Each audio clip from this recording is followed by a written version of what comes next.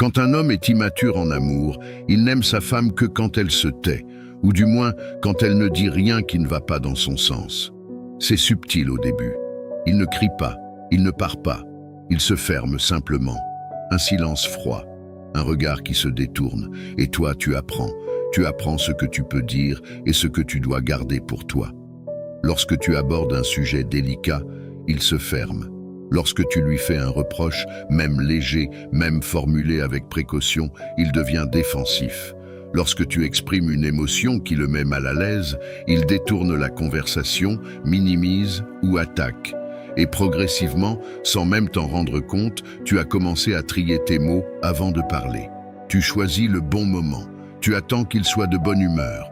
Tu reformules 10 fois dans ta tête avant d'oser ouvrir la bouche.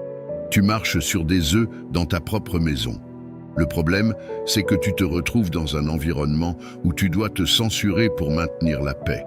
Tu peux parler de ce qui te dérange, personne ne t'en empêche formellement. Mais tu sais exactement ce qui va se passer si tu le fais.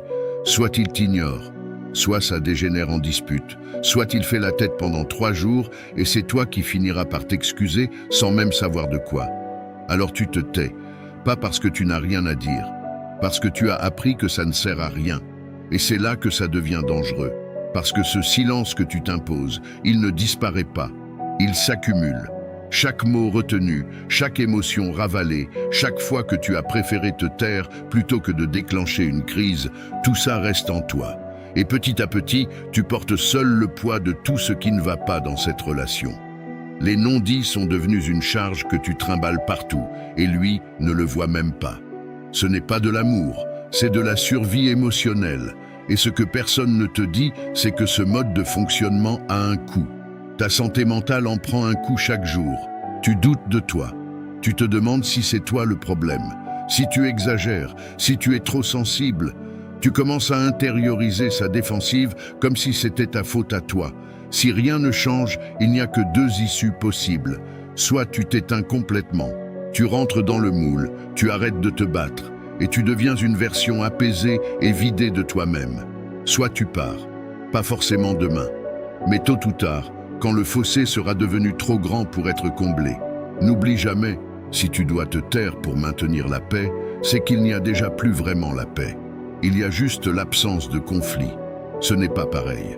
La question n'est pas de savoir comment le faire changer.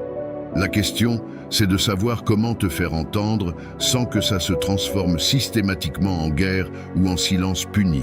Parce que oui, ça s'apprend. La façon d'aborder un homme sur la défensive, de formuler ce qui te pèse sans déclencher ces mécanismes de fermeture, de créer les conditions pour qu'une vraie conversation soit possible, c'est une compétence, pas un don, pas quelque chose que certains ont et d'autres non. C'est quelque chose qui s'acquiert. Et si ton homme est tout le temps sur la défensive et que tu ne sais plus comment lui parler sans que ça parte en vrille, j'ai écrit un guide complet pour t'apprendre à te faire entendre sans déclencher de dispute. Il s'appelle « Ne parle plus dans le vide », le lien est dans la description.